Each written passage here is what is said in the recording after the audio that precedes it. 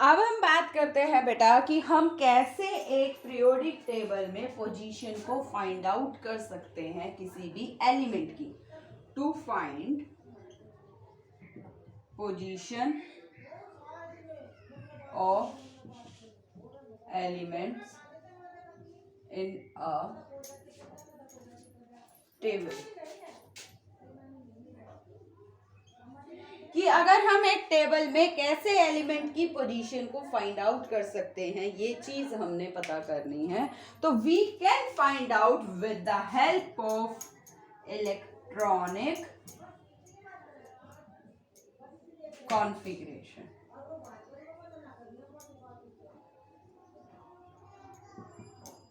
किससे find out कर सकते हैं बेटा? हम इलेक्ट्रॉनिक कॉन्फ़िगरेशन में किसी भी एलिमेंट की पोजीशन फाइंड आउट कर सकते हैं। आप कोई भी नंबर बोल दो एलिमेंट का 1 to 20 का, क्योंकि आपका सिलेबस का 1 to 20 ही मैंने सिखाया और 1 to 20 की हम बात करते हैं।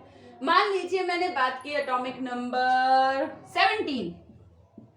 17 किसका है? ये है क्लोरीन का। क्लोरीन के 17 अगर एटॉमिक नंबर है तो कॉन्फ़िगरेशन क्या है बेटा? 2 8 7, 2 और 8 10 और 7 17। कितने शेल्स बने? 1 2 3, 3 शेल्स बने। 3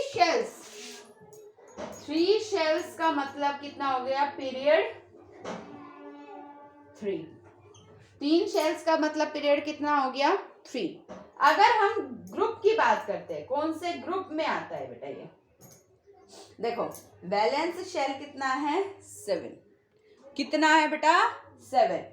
तो 7 में हम 10 जोड़ देते हैं। अगर 1 और 2 हो तो कोई नहीं, अगर मोर देन 3 हो तो 3 में 10 जोड़ते चलता है। आपने कितना जोड़ना है? 3 में 10। 7 है, 7 में 10 जोड़ दो, कितना आ गया ग्रुप? 17। यानी ये आपकी पीरियोडिक टेबल ऐसी थी जो, तो उसमें 1 2 3 4 5 6 7 8 9 10 11 12 13 14 15 16 17। 17 में यहाँ पे ये क्लोरीन लाई करता है। तो in this way we can find out the position of the element with the help of this electronic configuration, कि हम एक इलेक्ट्रॉनिक कॉन्फ़िगरेशन की हेल्प से फाइंड आउट कर सकते हैं position of the element in a periodic table, कि एक पीरियोडिक टेबल में हम एलिमेंट की पोजीशन को इस तरीके से फाइंड आउट कर सकते हैं।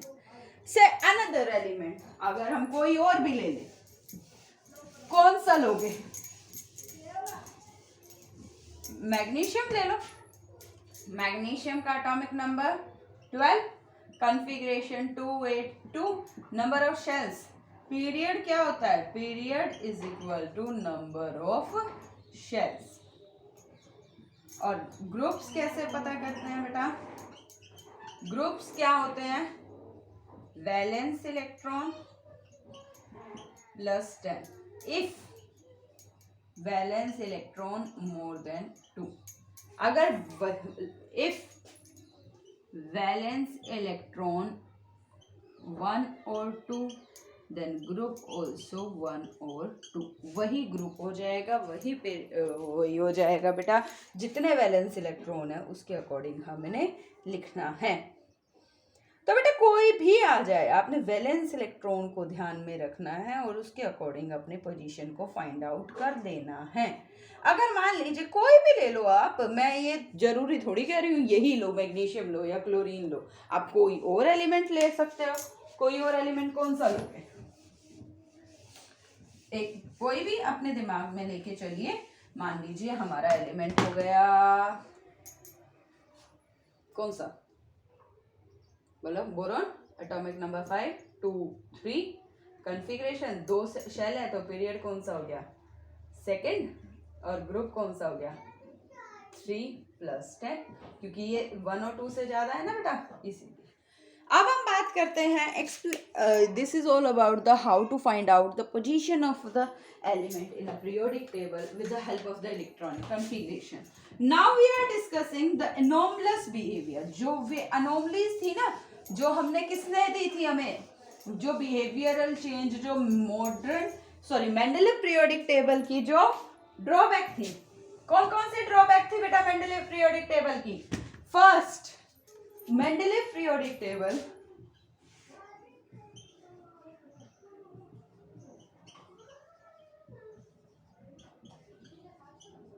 और ये हो गया मॉडर्न पीरियोडिक टेबल। ऐसा करो, आपका सारा क्लियर हो जाएगा। एक क्वेश्चन भी है बेटा आपका ये, modern periodic table. Modern Mendeleev periodic table की बात करें तो बेस्ड किस पे थी? Based on atomic mass. ये बेस्ड ऑन एटॉमिक नंबर। इसने कितने ग्रुप्स और कितने पीरियड बताए बेटा?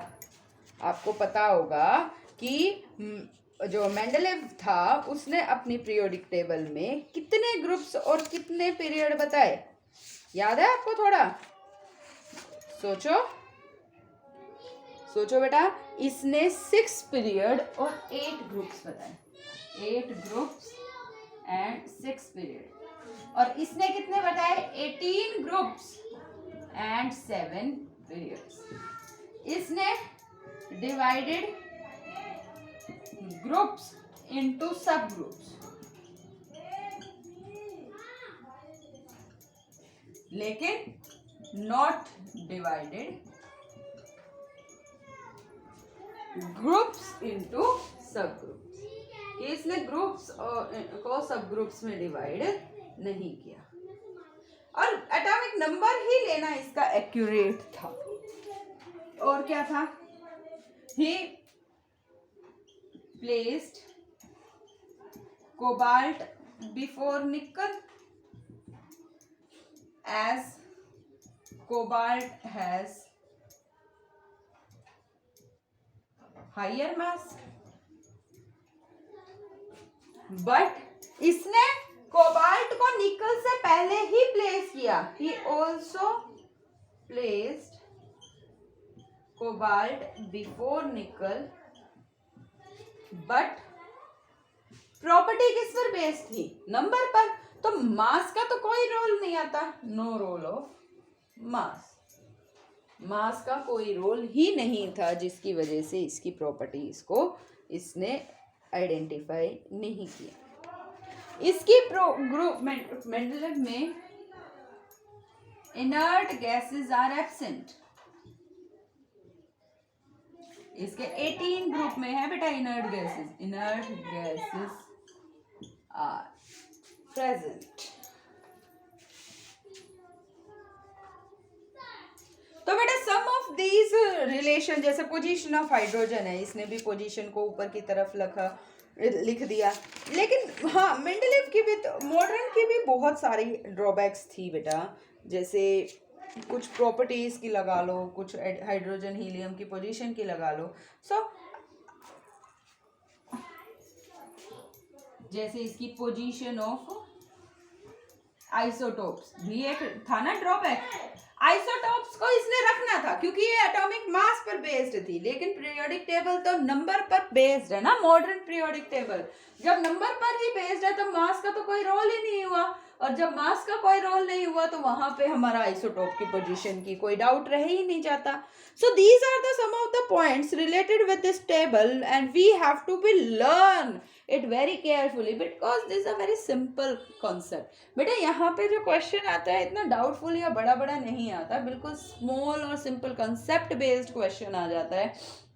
बिल्कुल 1 वर्ड आंसर टाइप क्वेश्चंस होते हैं बेटा इस टेबल के बेस पर। तो इसको ध्यान से पढ़े और समझे। हाँ, डिफरेंस पूछ लिया जाता है मॉडर्न और मेंडलीव में, वैसे इतना ज़्यादा नहीं आता। So think about it. Okay बेटा, थैंक यू।